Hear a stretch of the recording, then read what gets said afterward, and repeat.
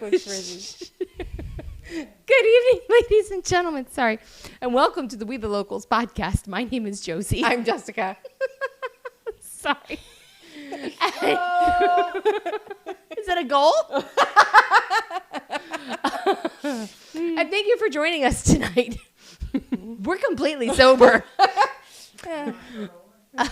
No, let's keep going. All right. So thank you so much for joining us tonight. We know that you have lots of options for learning about all the things, and we appreciate you taking the time to join us. If you could take a moment to like, share, and subscribe to this episode as well as this channel, we greatly appreciate it. We are recording on Tuesday, July 8th? 7th. It's the 7th. Yep. And we will be hopefully dropping this episode in 2 days on the 9th. So we will be bringing you the news and information as currently as possible. Who knows what happens as quickly as our news cycles change and all kinds of crazy stuff happens. But yeah, so And it's the 10th. We'll drop it on the 10th. We'll drop it on the 10th. So today's, yep. So I'm Josie. I'm Jessica. And we got Stu pushing the buttons and keeping us somewhat sane in the corner. So we had a moment right before we started recording. We just decided to roll with it because we are live and real and life is funny. Yep. If you don't laugh, you'll cry. And or cry while you're laughing. I'm not sure which one comes first, chicken or the egg. But yeah, we're in an interesting place right now because obviously qualifying is over. Primaries are still about a month away. I think the vote by mail ballots should start dropping actually very soon, right? Yeah, they actually will probably drop starting this Friday. Yeah, so we're in it. I am evidenced by all the mailers that I'm getting, and I think it's just so funny. I haven't gotten any mailers. Seriously? Yeah, and How it's come? so interesting because of how that voters are ranked, and during a primary, most primary candidates only go after high propped voters. And so, aren't you a high prop voter? No, because I moved. So when you move, you start over in your precinct. Your record doesn't necessarily carry with you. I thought it was your voting record, so it didn't matter where. That's based on my individual voter ID, but if you look at the voting record based on district. So like if you're just pulling high propensity voters of that precinct or of that district, you don't come up in there because you're a new voter in that district. Correct. This is interesting because they're pulling data that's not good. Well, they need to be pulling include new or transfer data voters. That's what I'm saying. So they're not using this is good to know. Now the candidates I work with do. Right. That's what I'm saying. Candidates I do too. Well, not only that, but they're also just pulling. This is how it happens when you're pulling data not as good from the SOE too, because if you're really pulling it from the SOE, then you should be up. There's a way there. Yeah, they need to be including that. That's kind of a no-brainer. Yeah. So Gosh. it's very so. I have, like I said, who's running in your district? So, like, I have school board, I have county commission 2, I have which is an open 90. Did we talk about that being an open primary? No, we haven't talked about that. Okay, so we should talk about that because we wasn't finished before our last episode. Is that so really? Yeah, so we had to wait for qualifying time. Oh, that's a so long time now ago. the board is set. Oh yeah, so we should probably talk about all that. Yeah, so if you attended the JCRC meeting on June 17th, you would have gotten all of this information and but you should keep watching because we're gonna probably throw in more. So don't X out of it right now. Just because we're not gonna go into it as in detailed as we did at the JCRC. No, meeting. we're gonna talk about some other stuff too. A high too. level view, but that's where you can always come in person and see what we're up to and information about what's going on. So we have, and I took out my candidate stuff. I put it in my other folder. Anyway, I'm batting Jessica. 1,000. No, I'm just kidding. I'm batting 1,000. I'm usually really good and prepared at this kind of stuff. But there are a couple races that we should talk about that have primaries and some that don't, so people don't get confused. So if we were to just stick in Palm Beach County, we would have the commission. So we have seat 6 and seat 4 up for re-election for county commission. Both and 2. Oh, and well, technically too. Yes. Oh, it's not for re-election. It's an open seat. Yeah. So, you're right. So we have 2, 4, and 6 that are on the ballot. It's the even year. Yeah. That's the way to remember. It's the even year. Yeah. Yeah. That's a good way to remember it too. Yeah. So, we have, County Commission 2 did not have a Republican. I'm very upset because a couple people offered me the qualifying fee to run. Really? Yeah. You don't want to be on the county And I commission? was like, not in District 2. No. Do you want to be a county commissioner? No. I was gonna say. I'm like, it's really not no, my thank cup you. of tea. I It's spent 8 months and that was enough for me. That's in a that full-time environment. job. Yeah. 15 hours a day, 7 days a week. Like it's Which is it's a lot. ironically funny because the Democrat running in District 4 thinks that he's going to be able to cut back to piloting to 2 to 3 days a week so he can fulfill his county commission job the rest of the time. And I noticed he has no money. He has no money. He has no money. He has no money and no consultant, no campaign manager. It's just him. Oh, that's even better. Yeah. Okay. Yeah. So But that's he awesome. thinks that he can, just cut back to flying to 2 to 3 days He'll a get week. a few votes in Highland Beach, and that's about it. Yeah. But he's going to cut back his piloting to only 2 to 3 days a week so he can do county commission the other 2 or 3 days a week. Yeah, it's a full-time job. It's a full-time more than It's an overtime plus full-time job. So so that takes care of District 4. I think Marcy's got that handled. But so there's no primaries. It's one Dem, one Republican. So that's a pretty simple race, straightforward. Go to November. Right. And so then we'll talk about Commission 6 because that's kind of easy too. There is a primary. You have Sarah Baxter and Elizabeth Acamando running for that seat. And the Republican. And there are 2 Democrats running. And there are 2 Democrats. Or 3. So, 2 or 3? 3. There might be 3. Manny Diaz, Catherine Waldron, and another dude. There's one other There's one other dude. There's 3. Yeah. That's going to be a bloodbath. So it's going to be very interesting how that turns out. And it's not leaning Republican. Everything that I'm hearing in all of the polls, and I mean, not that you can trust polls. I want to be very clear about that. But based on... It's an indicator. Right. Based on the indicators. That's a great word. Based on the indicators. You can is say that it. Yeah, I can't even say Sorry. it.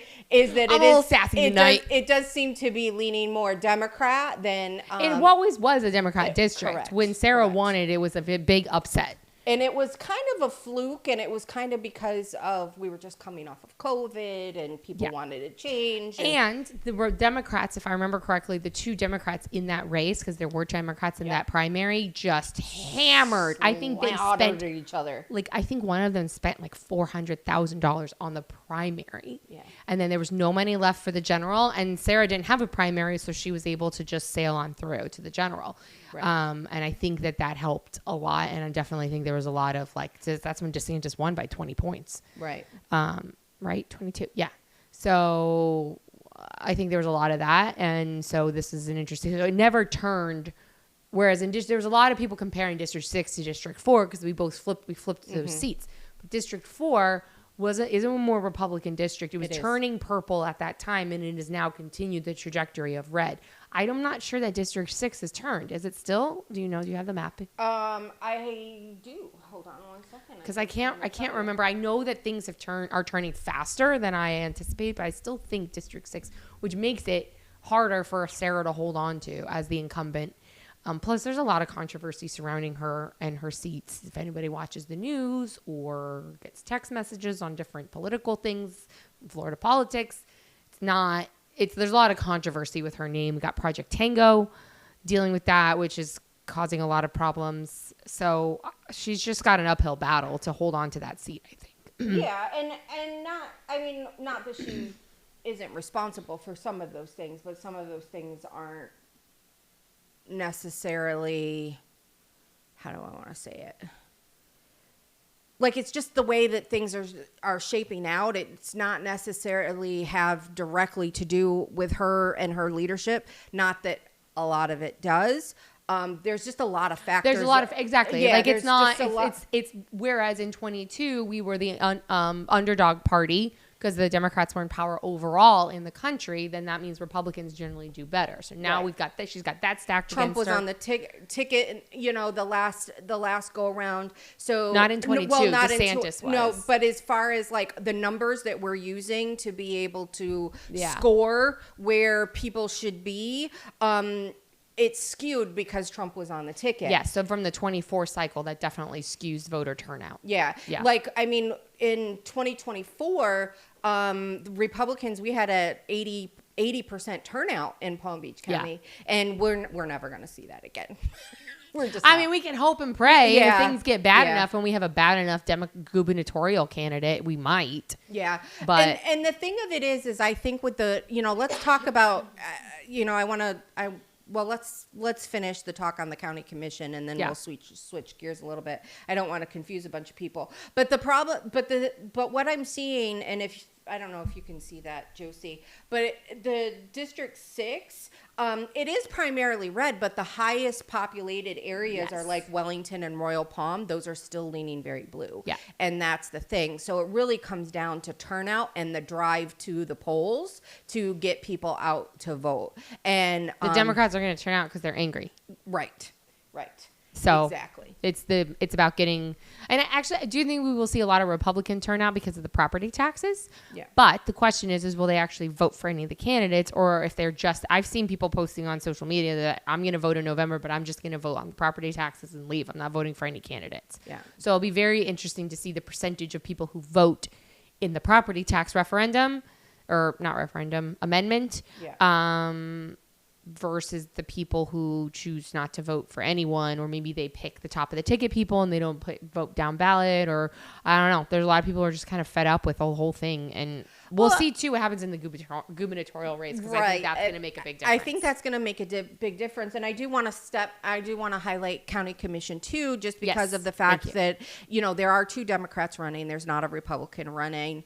The 2 Democrats, one is pretty well known, and let me just pull up their information so I make sure. While you're doing that, I'll explain how that affects us here as Republicans.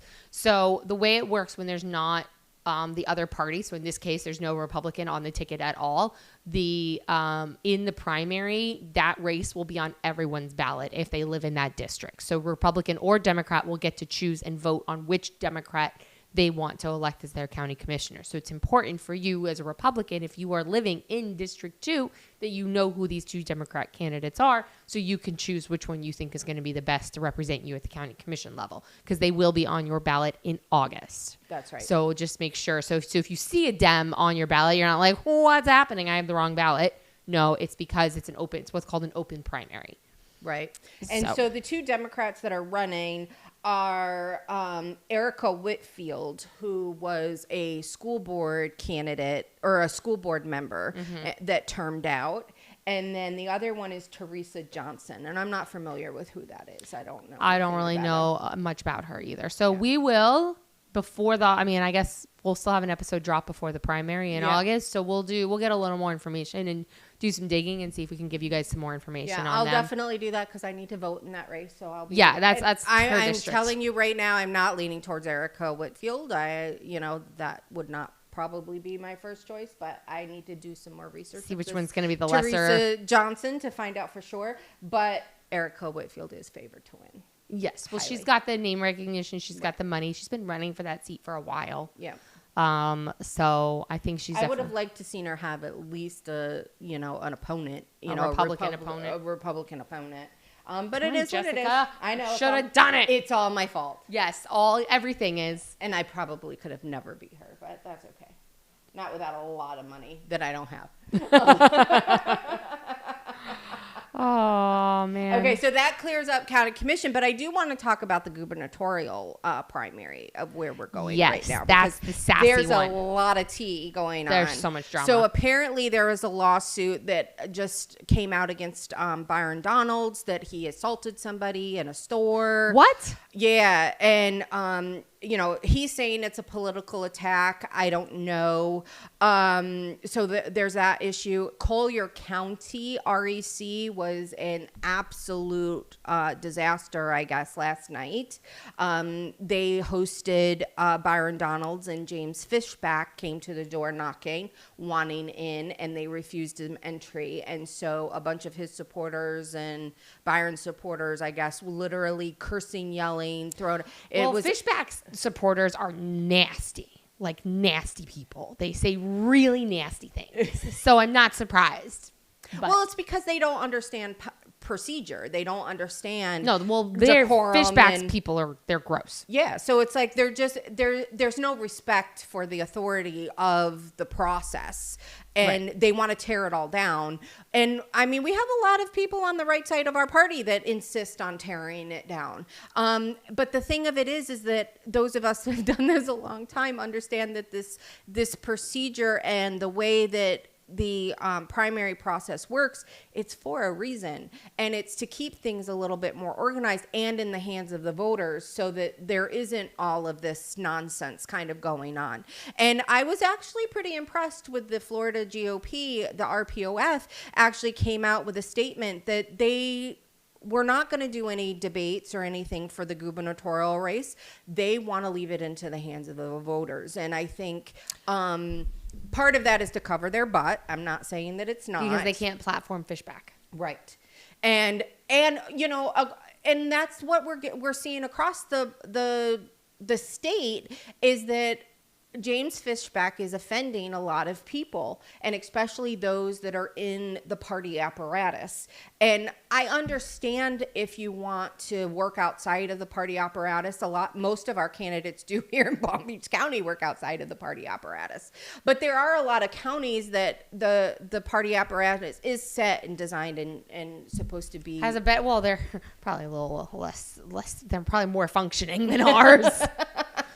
To be honest, I don't know. You saw this thing for Collier Carter. I'm like, it made our Palm Beach County REC look pretty good. Oh, really? Just saying. That's so bad. I'm just saying, it made us look really good. Well, so here's the thing. This is where really. I guess there was a debate. I was traveling for the last couple of weeks, so I was very much disconnected to what was happening in the state and all the things. So one night was trying to catch up on some stuff, and I saw a lot of posts on X about, I guess there was a debate that was held with Byron not involved because he didn't want to do it. And I saw a few people. Patrick Bet-David did it. Yes, Patrick Bet-David did it. And it was, so I guess Uthmeyer was there, and Uthmeyer? No, it was Jay Collins, Paul Renner, Uthmeyer's and James, in a different seat. and Right. James Fishback. And there was a lot of people, I saw a few posts where people said that they went in having thought that they were going to be supporting Fishback and did not like the way that he handled himself in the debate, did not like things that he said, and were more impressed with Paul Renner because he seemed like he had his stuff together and knew how to navigate the Tallahassee waters and all that kind of stuff. So, which just goes to show that when you allow icky people to speak, they usually hang themselves. Yeah.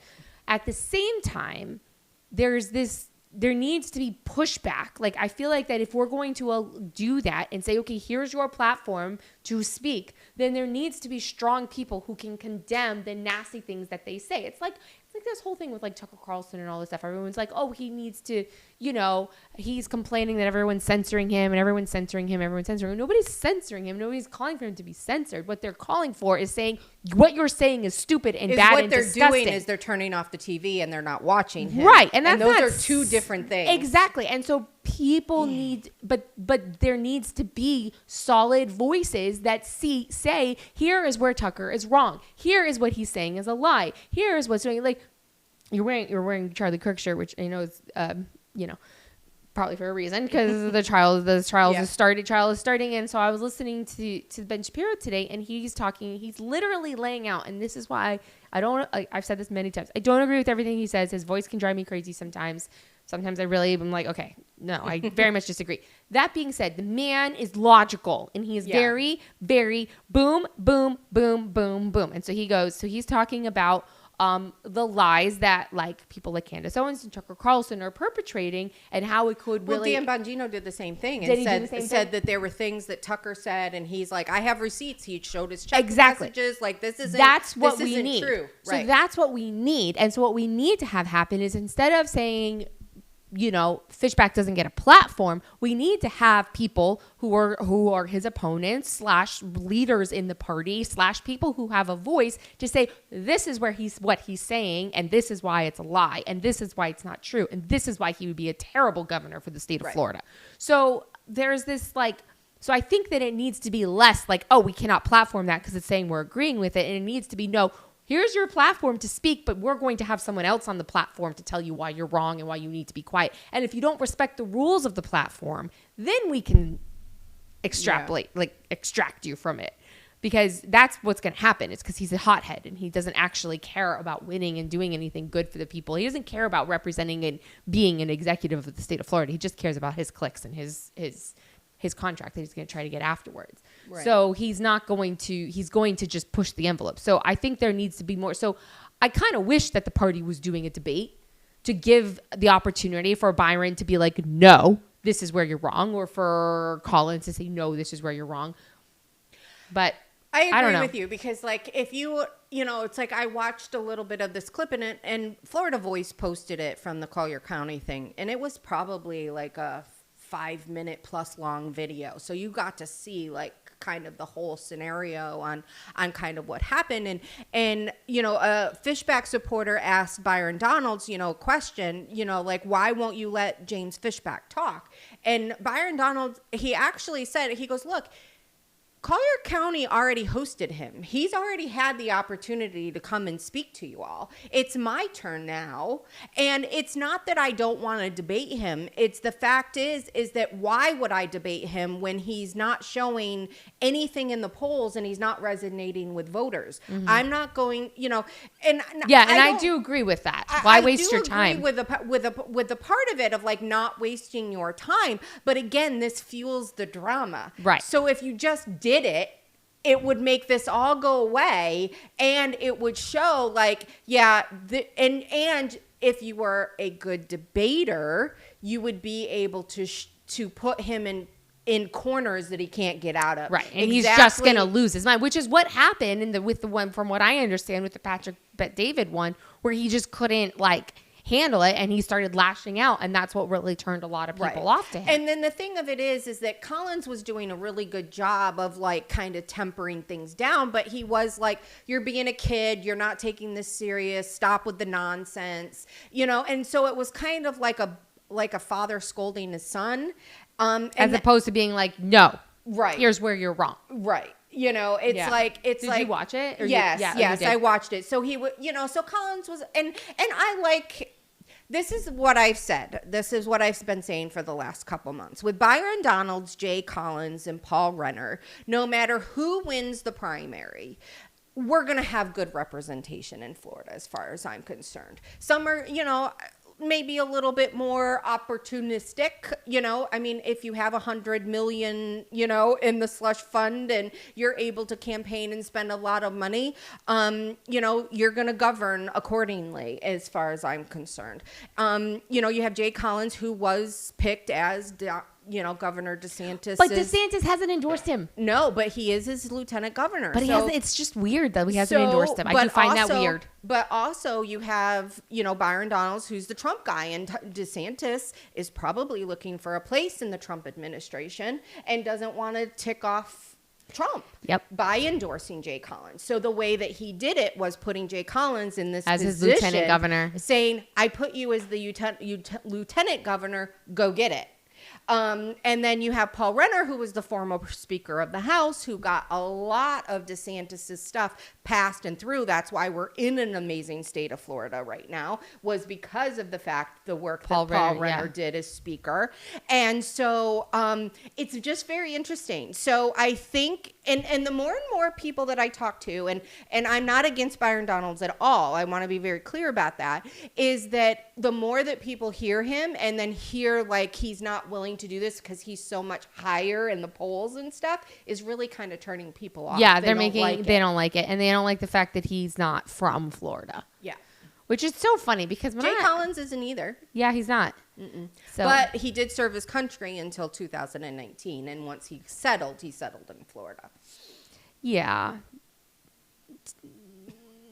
That's not an equalizer for representing being the governor of the state of Florida.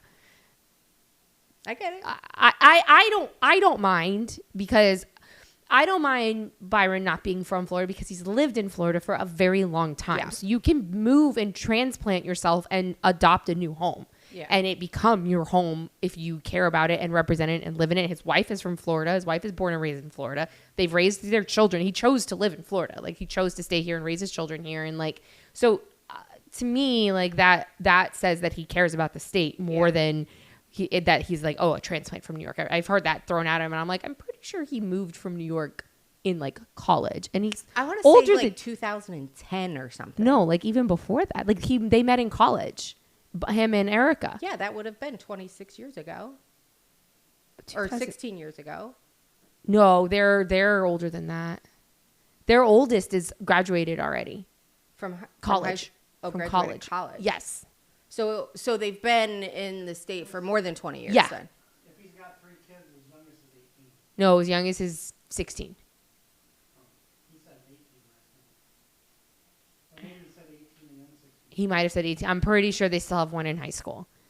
Because I just saw her at the Ladies Liberty. Yeah, he raised his kids here. And I think says a lot. I think that's qualifying. That's my point. Yeah. That's my point. Ultimately, that's my point, is he moved here for school and stayed here. And he married a Floridian. So it's not like he's like came in. It's not like Fishback, who came in like last week, who lived here and then has been in D.C. for 7 years or whatever, for how long he's been in DC. So that was a little bit of the drama in T2 because Collins was like telling him, he's like, you grew up here, and so then Fishback was like, well, drop the lawsuit. You showed that I'm a resident here. And the point is that the residency question on James Fishback is that, yes, he lived here. He grew up in Florida, but then he left for like 2 decades. Yeah.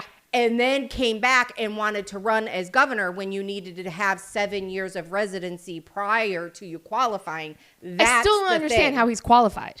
Well, that's what Jay Collins did the lawsuit on was, is it still going, the lawsuit? As far as I know, I don't think there's been any ruling or hearing on it. So, yeah, I don't understand how the state Secretary of State, when they qualified him, wasn't like, no.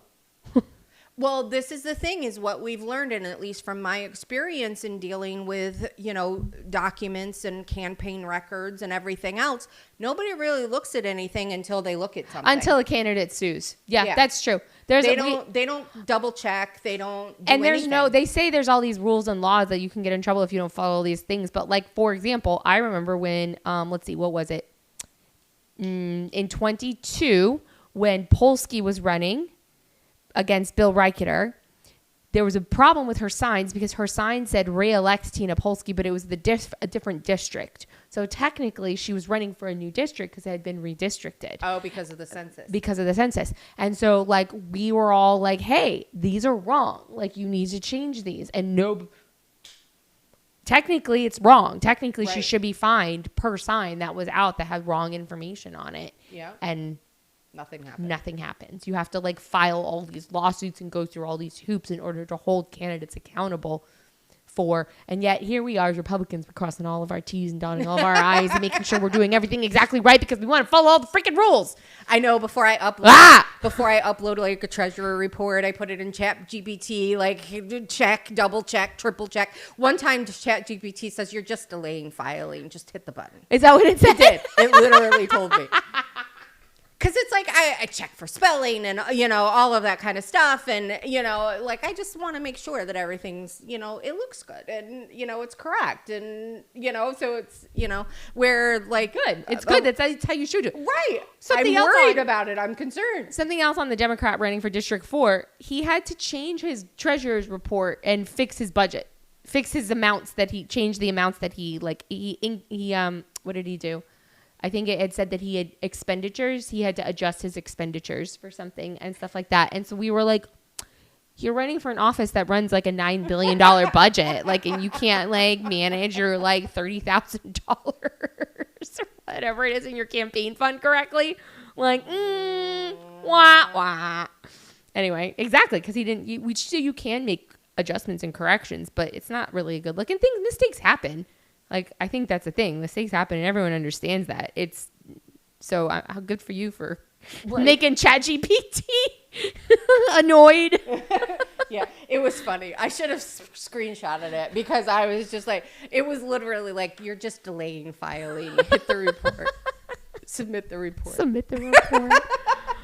Oh my gosh. Yeah. So this gubernatorial race, I don't know. I think, and it's interesting because I've heard that the Democrat ticket is stronger than we are anticipating. I don't know. I don't know for sure what's happened since then, but I guess the running mate that Jolly is considering is supposed to be like really well known, and it's a woman whose father is really well known in like Central Florida politics and stuff, and some state politics, and so she's kind of got the name recognition, like associated with good things. So I think we need to be very, very careful about being we have to be cocky. very careful because of all of the things, like what we learned from Governor DeSantis when he ran the first time is he only won by 0.5%. Right. And Gullum just got arrested again. On drug charges. He looks terrible, man. So, his mugshot looks rough. So it was like, what got DeSantis over the finish line was the fact that Gullum was, caught in a hotel room with. Well, that was after what got him over the finish line is basically Broward County kept trying to count votes, and finally they were like, no, we're not counting any votes anymore.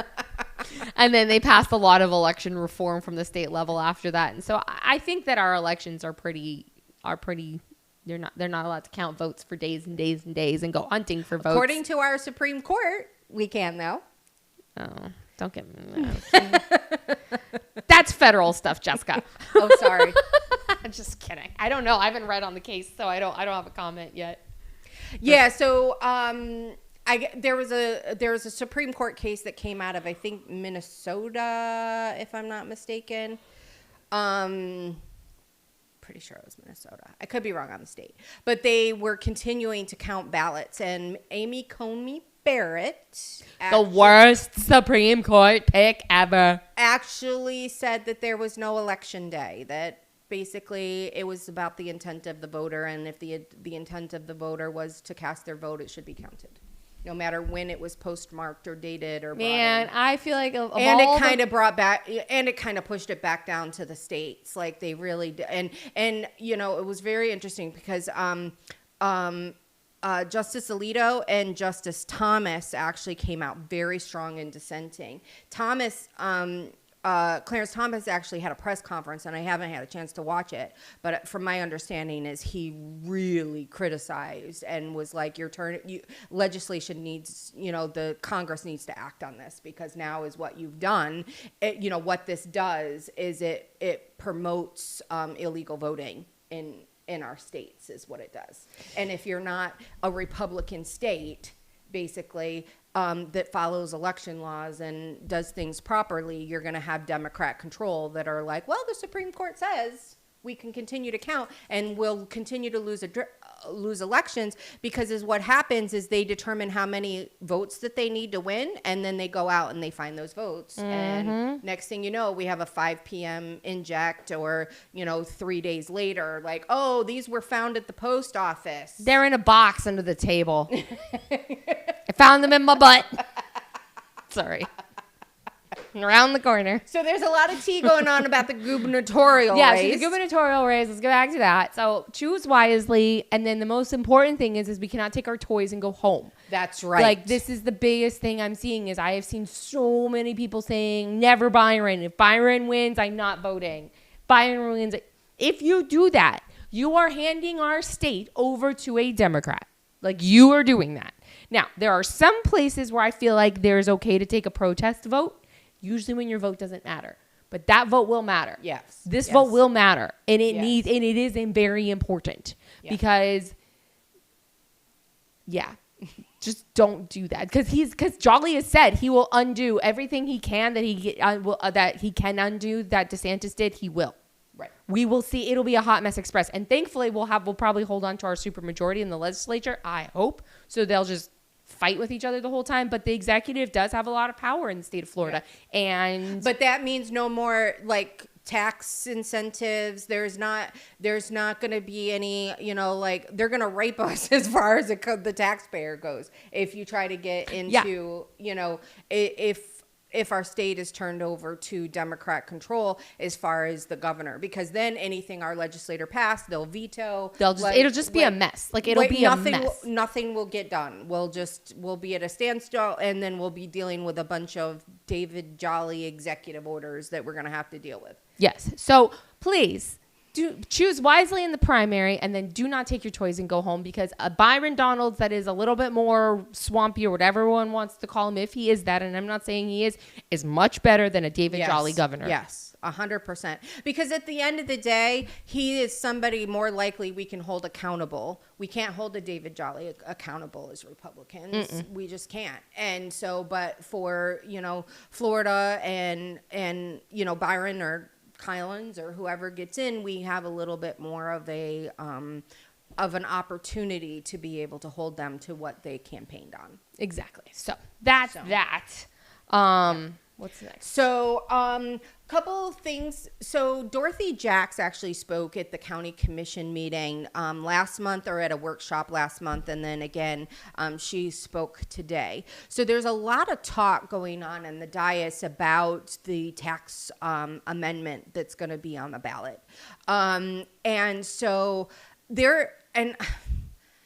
our county commission is really driving home that they are going to lose a lot of money and it's going to affect services. I'm not saying that that's not true. I am just not really happy with the way that the conversations are going on the dais, because, Mayor Baxter did say, and I was a little impressed about, that she was like, this is about saving taxpayers money, and we're only focusing on a county commission of what we're going to lose, and we need to see and talk about the benefit for our residents. And so I was kind of impressed by that. The other aspects of it is Maria Marino was very like, this is awful. We should never, this should never be allowed to happen. This is millions of dollars that's going to be lost from our county. There's no redirection to how to fix it, except for raise taxes. So it's like, I heard it come from, Bobby Powell, Joel Flores. Sachs didn't quite say it, but kind of implied it, that they're just going to raise taxes next year to be able to account for this. They're going to do that. And, and that's the thing, is it's like, okay, so what, and this is going to happen all the way down to a municipal level. And that's what people, and I think I talked about this a little bit last podcast or at the JCRC meeting. I get it confused. So it might have been the JCRC meeting that I was like, look, if we're not paying attention to the people we're putting in these positions right now, these are the people that are going to be making the decisions in 27 and then, 28 as far as the budget goes for the county and the cities. Once the property tax thing kicks in. Once it kicks in, they're going to be left holding the bag. And I guarantee you, when they think everybody's asleep during budget season and going out and vacationing and having a good old time during summer, that they're going to raise your taxes, and then you're going to end up with a bigger tax bill than what you thought your reduction was. Well, and not just even that. It's more so it's going to be, if they can't raise your taxes as like a property owner, then they're going to raise it on the businesses. Yep. And then so cost of business is going to skyrocket. And I do think they are looking. I think they are looking to cut on how to cut. A big problem that they have, and we've talked about this on the show before, is unfunded mandates. Yeah. So here's an example of one which I didn't know about, and I was like, this grinds my gears a little. Is that I never really thought about it, I guess, but I kind of always assumed that school crossing guards are paid for from school budgets. They are not. They are paid for from county budgets, and they are mandated by the state to have school crossing guards and paid for by the county budgets, because it's not on school property. It's not considered school, school resources, and so therefore it's city land or county. It's hired through the Palm It's Beach. hired through the Palm Beach. So sheriff's office. or the no, I don't even think it's the sheriff's office. I think it's a line item budget. I think pretty sure that I've seen like ads to be like a crossing guard, and it's It could be depend on it could depend on where it is, because if like the sheriff doesn't have jurisdiction in Boca, so Right. or as much, so like could be based off of if you're in a county school or whatever. Either way, Right. it doesn't come from the school board budget. So there's an example of something where the state is mandating it. It's going to have to be paid for by the county somehow, but the school board budget isn't being touched. Because the school board, for the record, school budget is not your school property taxes. You're still paying that. So that's $6 billion, which is 190,000 students, which they've lost 33,000 students between last year and this year. I was just reading about this yesterday. And rough math puts it around $30,000 per student per year that the school board is spending. Wow. And that's not going to be touched. But yet, we are required as taxpayers to pay for school crossing guards out of a budget, then that's going to be cut when the property taxes go away. And the roads that the school buses travel on. Yeah, we maintain all of it. Yeah. And so I get the ire somewhat. I do think they need to, I agree with you in that they need to redirect it into what can we cut and tightening things. And I think there are some conversations about that. They're looking at trying to eliminate positions that have not been filled, that they seem to be doing just fine without. So shrinking departments that have all these, how many positions do they have available all the time that nobody, 1,000 or yeah. something. So they It's keep those crazy. have to stay in the budget, the salaries for those. So eliminating that kind of stuff will do something. But again, a big challenge that they have is the unfunded mandates from the state, and the state just keeps doing them. Keeps doing them. Like I know I was talking to Abby last week or something, and the state a couple weeks ago, I can't remember all the details, but basically the state passed a law that now is forcing the city of Lighthouse Point to have to pay more money on something specific that they has to come out of their budget in order to comply with the state law, and yet their budget will almost go away because they don't really have any commercial property. They don't have a lot of commercial properties, and DeSantis also redlined a project that they needed. Oh my goodness. So it's weird. It's not weird. It's just very they're not doing there's no and then what. There's no, okay, what's going to happen? They're just we're going to, do this, but then there's no, everyone keeps asking what's going to happen when the roads need to be fixed? Right. What's going to happen what's going to happen?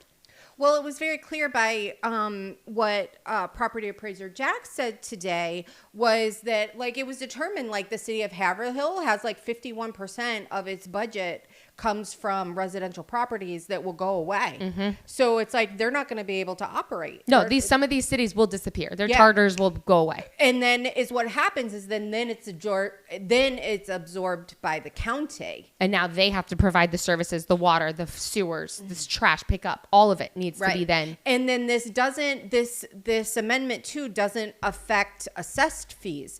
If they are ad valorem assessed millage rate, it does affect anything from, not school board, but everything else will get affected by this. But your assessed fees does not. It does not affect the So property taxes are not just going to go away. Correct. I think that's the main thing. I'm so tired of people saying, well, I pay too much in property taxes and I'm renting my property from the government, so I want those property taxes to go away. You're still going to be paying them.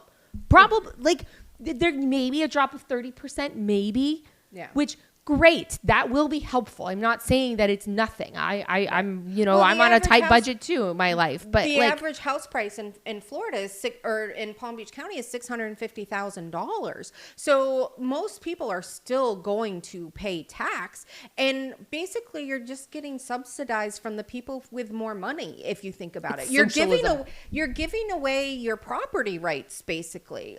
Yes, you own your property, but then you're not paying into the system that is supposed to provide services for you. There's no fight for you. No, that's I keep bringing this up. I brought this up now to many on the show, and I'm bringing it up whenever I talk to an elected. I'm especially the people who voted for it. I'm well, who has a voice now? Yeah. Who goes before the county? Who can go before the county? Like during COVID, I went in front of the county commission and I complained that they were spending my tax dollars on freaking masks because I thought it was retarded and stupid and gay and retarded. And and so I complained about it. But if I'm not paying property taxes, I can't go before them and say I'm protesting my property tax money being used for this because I'm not paying it. Right. And then it also makes you more susceptible to business owners and developers and things like that. I think it puts things into more of their pot. They have so more. to speak. They have more power. What's going to stop a city council? And I've said this before. I'll say it again. What's going to stop a city council who's like, "Oh, we need more revenue. Let's rezone this residential district to be commercial, Yep. or industrial." Because we've jacked up our millage rate for on the businesses, so our millage rate is up to 10, which is as high as they can go. They've jacked up the millage rate, and they're going to convert this property to commercial because they need the money. What's stopping them from doing that? Nothing. And every time I bring that up to people, all I get is, "But my property taxes." Sorry.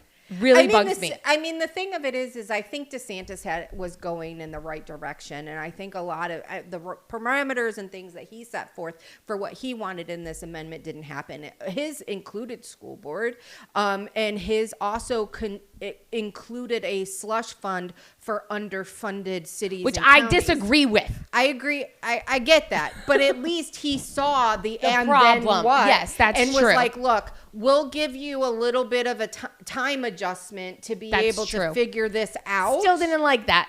But you either Socialism. But then it comes to a choice of the city saying we're going to let go of our charter instead of we can't operate and we're defunded and you know we can't operate anymore. I don't know. I am wondering if it's going to pass.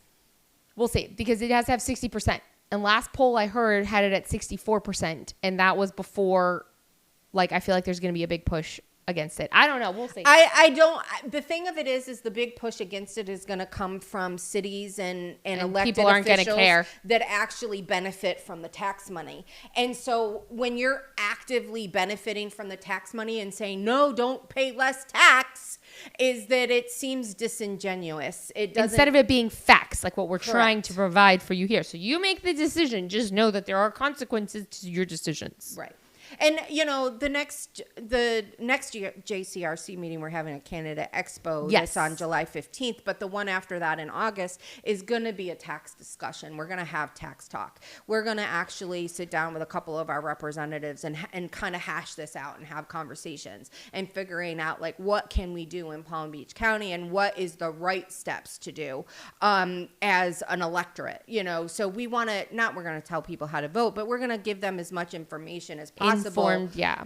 To be able to make an informed decision. So when you go to the ballot box and look, the people who may not vote for it will be like renters and people who just vote here and not necessarily live and invested here. If you have a homesteaded property, you're going to probably vote yes for this, and that does outweigh the other voters in a numbers scenario.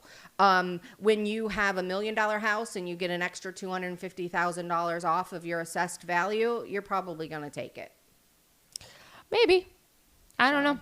I don't know. We'll see. It's going to be very interesting to see how this plays out because, like I said, if the state keeps putting unfunded, there's going to be a breaking point. Yeah. If the state keeps putting unfunded mandates and the state keeps putting these requirements on counties and cities to fulfill these things and then takes away their ability to fund themselves, there's going to be a breaking point. And not being able to adjust your sheriff's budget either, because that's a big deal. Because just in Palm Beach County alone, our sheriff's budget is just at $1 billion. And he wants more. And so if everybody does a 20% cut across the county, the sheriff still doesn't have to make any adjustments. There is talk of adjustment for the sheriff that's being discussed at the county commission level.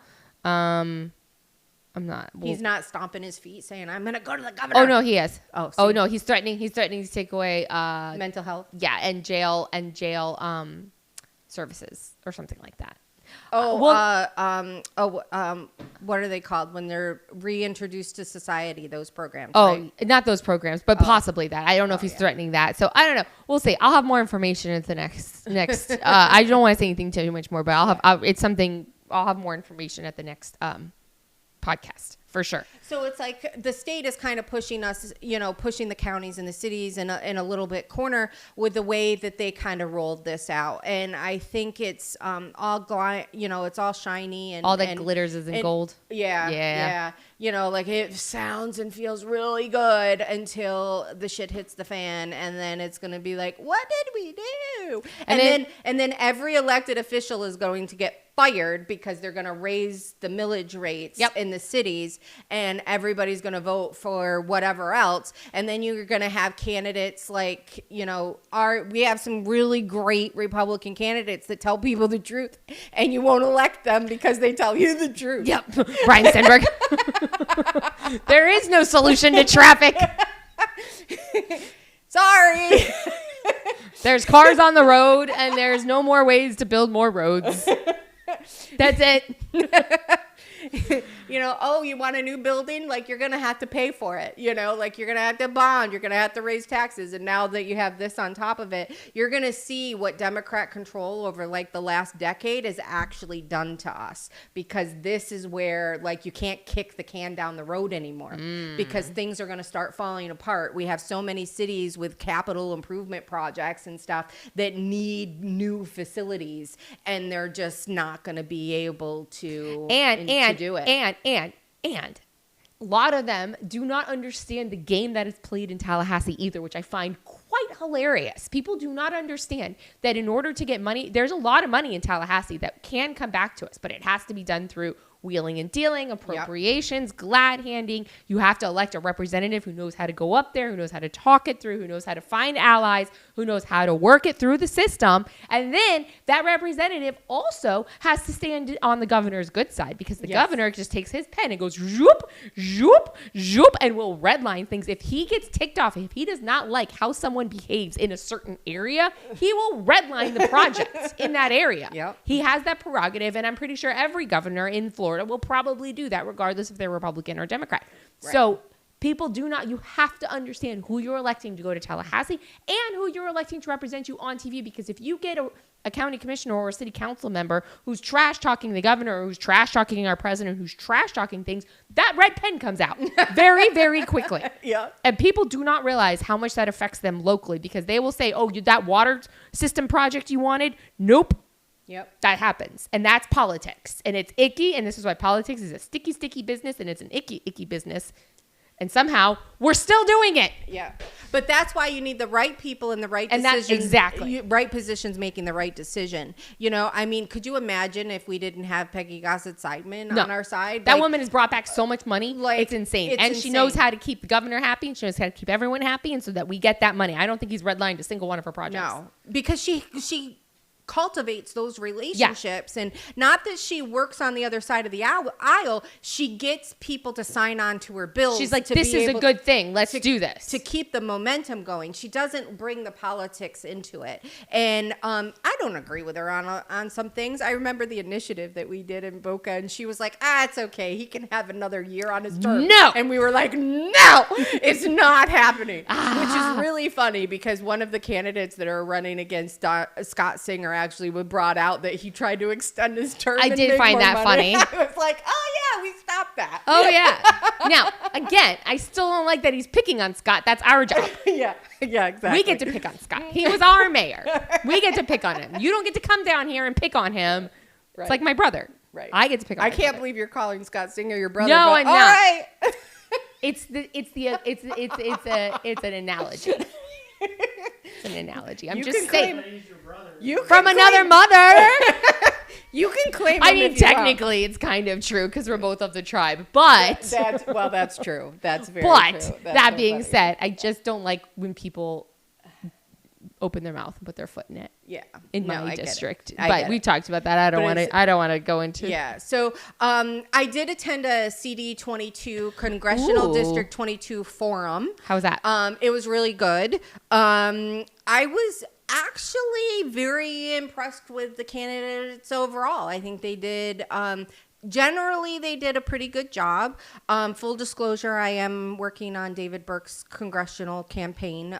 So I do lean that way, but I lean that way because I was an early supporter. Early on, I saw what he had to offer and was very impressed with him. And most of the people that see him seem to feel that way too. So it's moving in the right direction. And I'm not saying that he was the clear winner of the debate, but he was the clear winner of the debate. I'm not saying that as somebody who supports him. I'm saying that as an observer. Take that as what you will. But it was very interesting. So in CD22, and I know we don't talk about federal politics very often, but this is some tea that's going on here locally that some people may have heard about, is the fact that there are text messages going out against Belinda Kaiser, that she has ties to China, and that it's like KaiserLovesChina.com. Who's sending them? It's a pact out of Gainesville, American Pact, PACT. There was another business at the same address, but it was like a John Morris or a James Hill, something very generic in general that I was like, oh, this could be anybody. So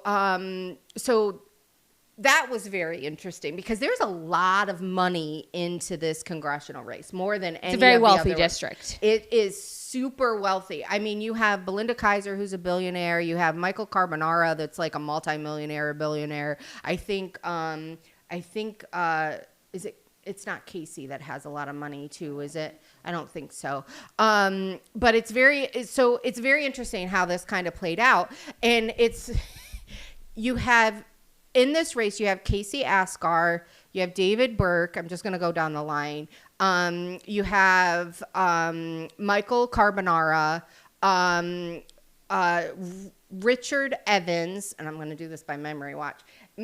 Richard Evans, and then Terry Hasdorf? Hasdorf, and then you have Belinda Kaiser. Those are all the Republicans? Yes. Holy shnikes. Who did I miss? Michael Thompson. Oh, Michael Thompson. So Michael Who's Thompson. the Democrat? They're all Republicans. No, I know, but who's the Democrat running in that district? Moskowitz. Oh no. There's like 3. Yeah, It's a new district. Yeah, it's a new Right. district. So I'm not paying attention to the Democrats until after the primary. But so you have all of these candidates, and they're all okay. I mean, they're good people. I think they mean well. I don't think there's anybody on there that's would be like terrible for the district. I think for the most part is they mean well. But the stuff there's indicators are that Belinda Kaiser is the one that's to beat because basically she has the most money. She's in the Trump circles. She's getting a lot of endorsements, but she's getting endorsements by people that are running for office. So think about that for a minute. And she's wealthy. So it kind of looks like she's paying for endorsements. I can't say that to be true. I haven't checked financials or anything else. But it's like this is like the scuttlebutt that you hear from like the grassroots, voters. All the rumors. It's The like, rumor mill is a flying. Yeah, so it's like The I like tea to is just teeing. I just kind of like to pay attention and hear what people are talking. And so that was the thing is it's like you kind of hear like, yeah, she's paying for endorsements. She's not real. There's mass mailers and text messages going out about these, so-called ties to China. So I think that that's going to tie her up a little bit. And Michael Thompson actually got a few little zings on her. He had to actually be told by the moderator to stop because the question was, have you ever been a Democrat or ever supported a Democrat? And Michael Thompson goes, she actually voted for Hillary Clinton and donated to her campaign. And so I was like, oh. Shots fired. Oh my What'd goodness. she say when he said that? She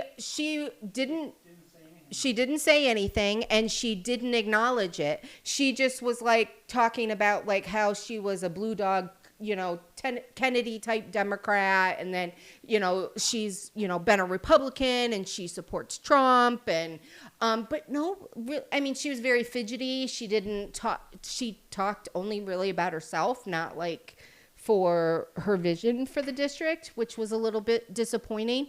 And then you had Casey Asgar and Michael Carbonara that all they could talk about was Trump. That's all they talked about was Trump, Trump, Trump, Trump, Trump. And it's like, okay, Trump needs help. We need to be able to vote with Trump. And I get that. But really, the people would, and I was quite surprised. I mean, David hits these marks, but Terry Hasdorf, she was very impressive. Very impressive. She spoke clearly. She had a great voice. She was very to the point. She answered every question. So I really think David and Terry should be the front runners if you didn't have money involved. And so I was hoping you went to the 25 I was out of town. So we could kind of compare notes a little bit. I wish I could have. I was see- like, oh. Yeah. And we weren't able to go for some reason. I can't remember. I did hear the only thing I heard about there was a couple of people not there. I'm trying to remember. Let me see if I can find my notes. I saw someone sent me some information about it. I wasn't there though. So this is all definitely hearsay information. Cause we were traveling and I was unable to attend, which was a bummer for me because I really wanted to. I actually would have liked to have heard, because I'm a bit undecided on my vote, and so I was actually looking forward to trying to go to a candidate forum, but it was definitely unfortunate that I was out of town when it happened. And I did hear in the rumor mill that let's see, who was it? That one of the questions was, have you ever supported a Democrat? And all 5 candidates said no, including Mayor Scott Singer. So he lied. Correct. I heard that too. So I don't think it's just a rumor. So I have on record, I mean, he has most definitely endorsed Democrats. We know that he has. So over every single Republican. Yep. He has endorsed the Democrat over the Republican. I'm pretty sure the only Republican he's ever endorsed was Trump at the very end of the campaign cycle in 2024. Not even in 2020 or in 2016, but in 2024 he endorsed. Because he saw this coming. He endorsed, well, I think he was trying to get a position in the cabinet.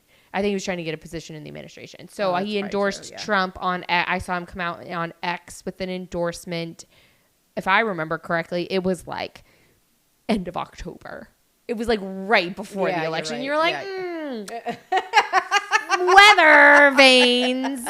Which way are they blowing?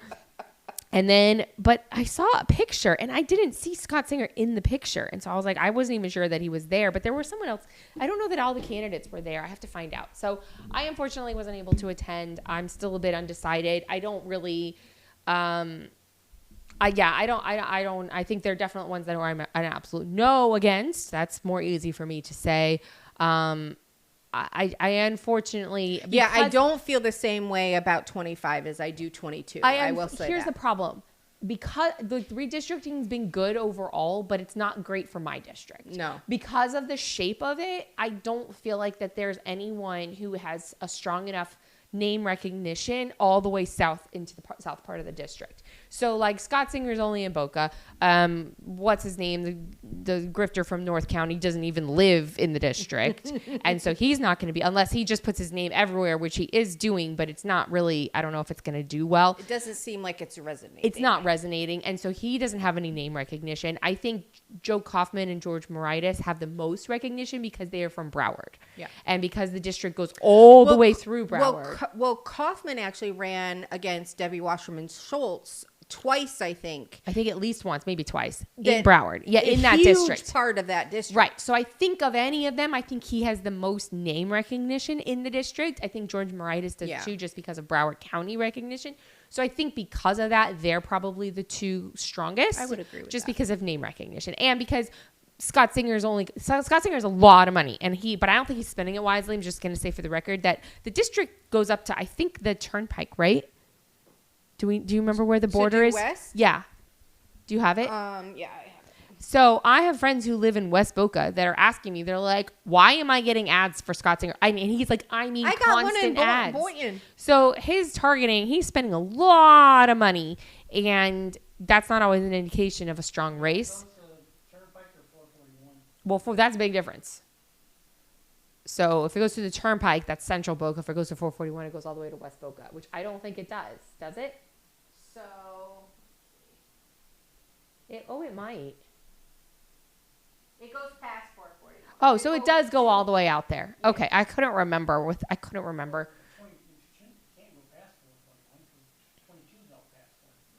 South. It stops at 441. So it goes to 441. Okay, so then they are in the district. I couldn't remember when he was asking me. I was like, I honestly can't remember where the lines are because there's so many lines in my head of all the different districts.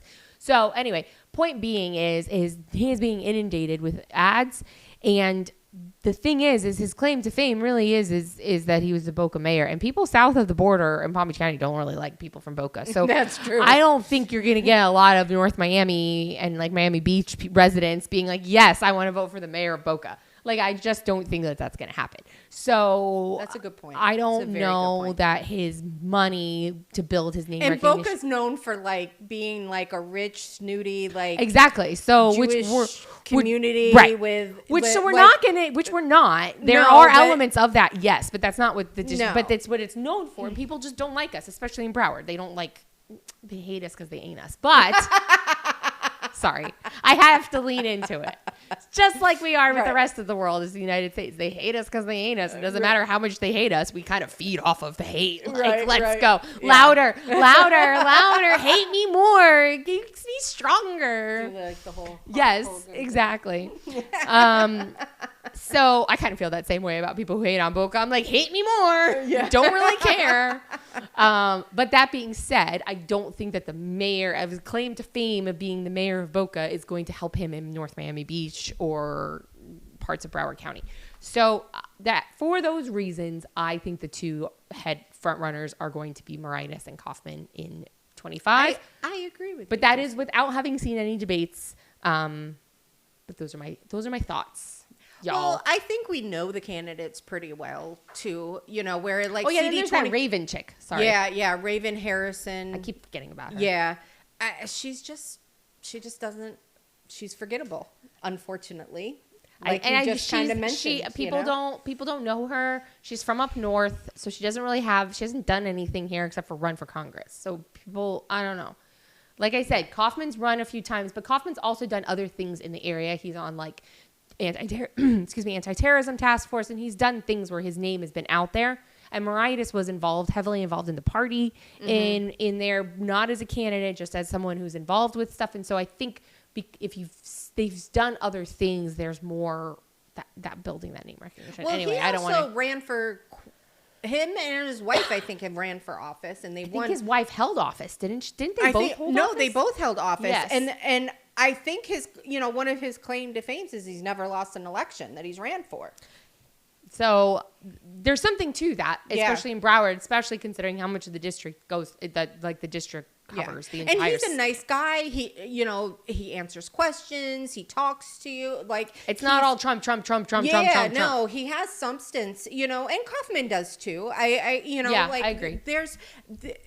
I think they are definitely the front runners when it comes to 25, and I think the other ones that jumped onto this race were just looking for the free ride. Yeah. Oh, I have it. I think I said, did I say this on the last episode? And if I did, I'm so sorry that my mom got a door knocker for I did. Yes, I did say this for Francis, and he told her that he was going to run up against what's her name again? Lois Frankel again, but he was advised by the Trump team that he should run here in this district because it's got a better chance of winning. Well, it has a better chance of running for a Republican, but I think it was just a way to get him to shut up and not go, try to get an endorsement, which he keeps in his mailers. He says he has to be very careful with it because he's not been endorsed by Trump in this race. He was endorsed by Trump in the last one. So he uses that. Which but isn't even this district. It's a totally different district. But he uses that and like words it all like floofy and funky so that they can't come after him for it. But it implies that he was endorsed. It's so sketchy. The top Republican endorser of Trump. Or something like that. Yeah. He endorses Trump like he's the number one Trump endorser. Something like that. It's just really like, It's a word salad. I'm keeping all my mailers for funsies and as I do. My poor husband, he's like, why do you, I keep mine. I keep them. I keep so because when I work with candidates, I wanna sometimes I need exactly. sometimes I need some creative insight, like, oh, what did these candidates do, like, or oh, what do I think worked? How did I Yeah, feel about like? And I exactly. use them as teaching tools for my kids. How does this make you feel? How do these colors make you feel? Like, what is this? Yeah. Because that's all it all is. It's all about like there is a psychological Yeah. component to elections that a lot of people miss, and we miss this as a party, is the psychological aspects of it. We're and it's too so funny. busy, Jessica, trying to fight over which of the 6 candidates we should support. We're too Good busy point. to worry about the psychological. You know, Right. we just need But to like the psychological is what wins elections. because raise you're money changing for behavior. stuff. We just need to raise money for stuff and not really do anything. and not actually spend it on things that actually benefit. you know, getting the winning voters, elections. getting information to the voters. We're such good party members. I do my best, but I also work. The I system. don't. I work the system until I get the results that I want. And actually, And then she just blows up the system. No, I'm just kidding. Well, no. But I blow up the people in the system because I'm like, yeah, you're not fit to lead, and this is why. And here we have a problem. Lord Almighty. All right. I think it's going to be a wild ride. Buckle up. Vote by mail ballots drop soon, but we will still have another episode And- before. And history Those- tells us that most people who have a vote by mail ballot return it within 1 to 3 days. So think about that. So That means the election is going to be decided next week. pretty much. So on that note, if you are undecided and your primary voters, at the JCRC meeting that we are turning into a co-sponsored event with the Republican Party of Palm Maybe. Beach County. Maybe. Well, they are providing certain things. So yes. Okay. For the most part, I do have to give them credit where credit is due. And so we are producing and coming up with a candidate forum. And Expo. Or a candidate expo. I can't believe I called it a forum. I know. How So, rude. No, I'm Because just we kidding. were talking about these forums. I know. I keep doing that, it's though. a I keep candidate doing it. expo. And what does that mean that's different from a forum? A forum is where you sit down and you listen to what the candidates have to say. There's usually a moderator or somebody asking questions, and then they go one by one and answer the questions. What a candidate expo is it's set up like a vendor fair. So like if you were to go like rock collecting at, or the gun show at the South County Fair, you have tables kind of set up. And so the Candidate Expo is very similar to that. You're going to have tables set up for each candidate. I hope to have the room divided by congressional districts so it's easy to kind of maintain and navigate the room. But any Republican voter in Palm Beach County can come to this event and actually talk with the primary candidates. And at least I was very passionate about setting this up and getting some of the force of the party behind us to be able to do this, is because we do not do a very good job of educating voters. And this is one reason why Josie and I started this podcast, was to be able, and Abby. and Abby, to be able to educate voters on what is going on. So if you've never voted in Palm Beach County and you are a registered voter and you've just not participated because you didn't know, what to do or anything of that nature, we're going to walk you through it from the moment that you walk in the door. No matter what questions that you have, no matter, any issues you have, we are even going to have the supervisor of elections on site. So if you have questions, you want to request a vote by mail ballot, you want to change your registration, you want to change your party affiliation before you come and see our candidates, you can do that too. So we're going to kind of make it so that it's easy for you to understand and learn what your candidates are, what candidates you can vote for that's going to be on your ballot, and all of the candidates that represent the Republican Party.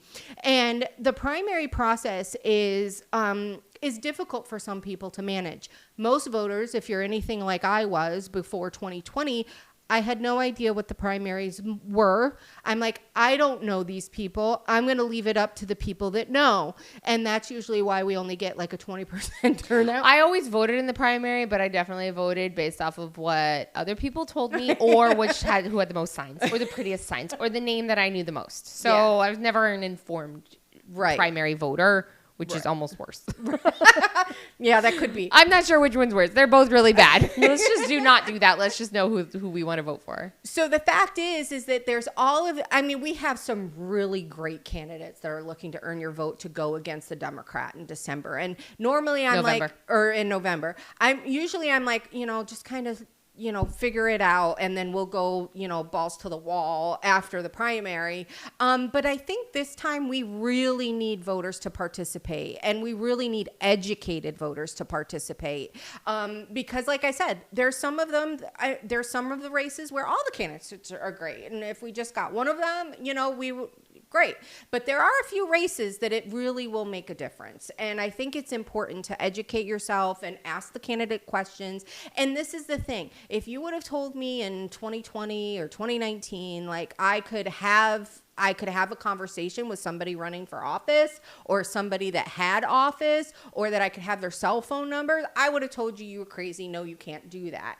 And this is the thing. You come to things like this, you get to know candidates. And what's really awesome is if you like them, you can volunteer for them. And that's what's going to help them get to the ballot in November and actually win over and win against the Democrat. Yeah, and I think there's two things, and we've talked about this before, but there's two veins when you're choosing your primary candidate. Is one, they need to be someone who you resonate with in what your values are and who will represent, especially actually every race is a representative race except for the governor. It's not really a representative. That's more of an executive. But anyway, through the power of the people. Through the power of the people, exactly. So it is representative. Anywho, I digress. Who's going to represent your values and and understands the political system that they're walking into. Yes. And if they don't fully understand it, that they're going to be willing to navigate it. Because we have elected people who didn't fully understand it before, but were quickly able to navigate it and understand it and do well. I think Peggy's probably one of those. I think Marcy's one of those. They probably really didn't know what they were getting themselves into, but they got into it and were able to navigate it quickly. And then also somebody who's electable against a Democrat. And so there are certain things. So we remember we're in a third of a county. We're a third Republican, a third Democrat, and the third NPA. And our Republicans are very moderate. We have some up the north part of the county are a little bit more hardcore conservative. You do have pockets in the south part of the county that are very conservative as well, but there's still a little bit. I mean, look, in 2024, Palm Beach County elected, I think it was 1 point away from electing Donald Trump. I think they were, but then if you look at the Democrats who ran for countywide office, their numbers were much higher than Kamala Harris's. So Kamala Harris's numbers, even though she won the county by 1%, the Democrats who won the county won by much higher than 1%. So that tells us that there were people who voted for Donald Trump at the top of the ticket and then voted for Democrats down the ticket. And that's because those Democrats came off more moderate than our right-leaning Republican candidates. And they came off as better equipped to do their job. And so we want to make sure that when we're electing a primary candidate that they are going to be able to go up against a moderate Democrat potentially. Like let's take 25 for example, and I think we probably should wrap up soon. Yeah. Oh no, we're good. Sorry, I read the time wrong. Let's take 25 for example. It is an R+5 right now, so that's why everyone thinks it's a solid Republican seat. But Jared Moskowitz has a lot of name recognition, and he's very moderate. He's moderate. He votes with the Democrats all the time. But he comes across as moderate. He might not vote moderate, but people don't pay attention to that. They pay attention to how he talks or who he hangs out with. And because he's not part of the squad, and because he's pro-Israel, and because he's this and because he's that, people look at him as a moderate, sane Democrat. He gets a free pass on a lot of that. Exactly. And so because of that, if we don't put up a Republican who comes across as moderate and who can handle walking into the DC swamp and dealing with both sides of things, Moskowitz will likely win that race because of that. Mm-hmm. So we have to be very careful. And that's why we're saying, like, as much as we support President Trump and voted for President Trump, when you are trying to win a moderate race, and there are people who rabidly hate President Trump but might vote for a moderate Republican because of their policies, we have to lean into that. Yeah. And this is what a lot of politicians do not understand. And a lot of our candidates, this is why you as the electorate need to hold your candidate to this and say, how are you going to campaign against the Democrat? What are you going to do with this? How is this going to look? What is your policy? How are you going to win over the moderate Democrats and the NPAs in order to win this seat? So it's two things. It's someone who's going to represent you and your values, and it's someone who is electable. And those are two sometimes warring factions. So this is where sometimes they do not align. Sometimes they do not align. And this is where we kind of have to pick our battles. Do we want someone who isn't exactly lined up with all of our values but can win? Or are we like, no, they need to be principled and they're going to lose. And then we get what we get and we don't get upset. So these are just things. This is why self-governance is hard. Right, exactly. And this is why Republicans don't participate, because of the fact is that it's like, well, my guy didn't win, or I don't like that guy. And then it's like they take their marbles and go home, like Josie said, it's like. Which is how I feel about some of the candidates right now. And if you ask me, I'm going to get all ranty and ravey and say if they win, I'm not voting for them. But when it comes down to it, do I want Jared Moskowitz to go back to D.C. or not? Right. That's ultimately the question, and that needs to be in the deciding factor. And that's why we wanted to open up this Candidate Expo to all of the voters to be able to make sure that you are as educated and as informed as possible, and give you front row center opportunity to talk to the candidates directly.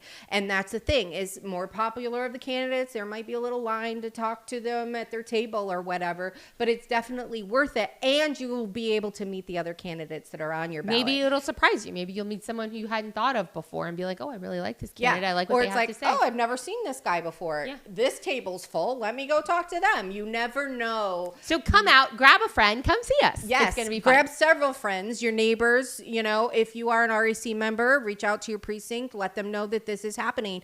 This is the first event that I've been involved in Palm Beach County where something like this has happened. Yeah. Where you can, for free. Most of the time to meet a candidate, you have to pay to like a donor, do a fundraiser or something like that. Or like the Red, White, and Blue Barbecue, which we've been a big fan of, that ended up being canceled. It was kind of the same, like you go and you can talk to the candidates. They have a table set up. This is inside in air conditioning. Right. This is not outside in the heat. This is inside at night. And it is definitely air conditioning. But also there were tickets. Tickets were like $30 or $40, to be able to go to that. We are asking for a $10 donation to help offset costs. But it's not required. We'd love for you to, see that you got a value and want to put a couple dollars behind it. We'd greatly appreciate it. Just helps our club be able to function and have more election efforts.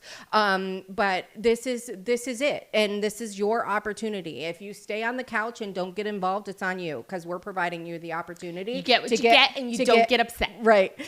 This is your opportunity to be informed and educated and be an educated primary voter and be proud of who you cast your vote for, but also an opportunity to maybe not meet your favorite candidate, but go, you know what? If they win the primary, I'll definitely support them. Yes, I think that's a big part of it too, is to know who all the candidates are. So if your candidate doesn't win the primary, you at least know the person who is, and you're not like, oh, well, I don't know anything about them, so I'm not supporting them in the general. Right. And what I noticed is what happens a lot of times with voters, and then we'll wrap up, is the fact that they say, well, so-and-so came to my house, so that's why I'm voting for them. They actually came and contacted me and talked to me.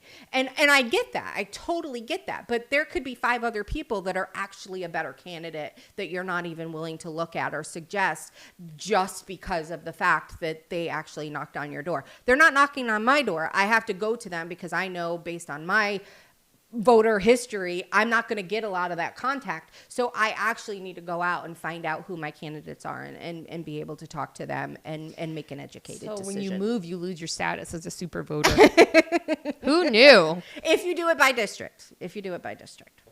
So it's very, like I said, it's very interesting how this is all going to play out. It's very exciting. Our next episode is going to happen just before the primaries. I was just looking at that date. It'll drop like August 6th or something. And the primary is what, the 11th or the 18th? 18th. It's the 18th. So yeah, it'll be right before the primary, a couple weeks before the primary. Yeah. Yikes. So we'll give you an update on, how the Candidate Expo goes. We'll continue to watch and listen for budget talk. The governor did sign the budget, so we do have a budget that went into effect July 1st. So haven't dived into those line items. I knew there were a lot of red lines. Yeah. Just saying. There's a lot. But I do know that he did reduce the budget for the 4th straight year in a row. So that was good to hear. So there's lots of things that are going on locally. Get involved, pay attention. Any last words, Josie? I don't think so. Thank you all for joining us tonight and listening and letting us bend your ear a little. Make sure you share. I feel like there was a lot of good information, a lot of A lot of giggles in this one. That's how you start. That's true. Yeah. So thanks for hanging out with us. Thanks for laughing along with us. Yes, exactly. Hopefully you laughed, not with us and not at us, but take a pic. I'll take it anyway. We'll It's take it fine. either way. Exactly. So you can follow us on Instagram, X, and Facebook at We The Locals or We The Locals FL. You can check out our website at WeTheLocalsPodcast.com. Link to all of our channels and all of our information is there. If you want to email us, if you want more information about the Candidate Expo and the details, it is going to be at the South County Civic Center, or now the Andre Fidel Civic Center in Delray Beach, which is 16700 Jog Road. Wow, you have that memorized. In Delray Beach. As the president of the club, I say it a lot, or write it down a lot. So be sure to check us out there. Say hi to Josie and I if you see us out at the Candidate Expo. But if you have questions, you can email us at wethelocalsfl@gmail.com. We'll be happy to listen to any of your feedback. Thank you to those that do email us and reach out to us and let us know that you like our show. We definitely appreciate that. Keeps us going. Have a great night, everybody, and be sure to stay local. Bye.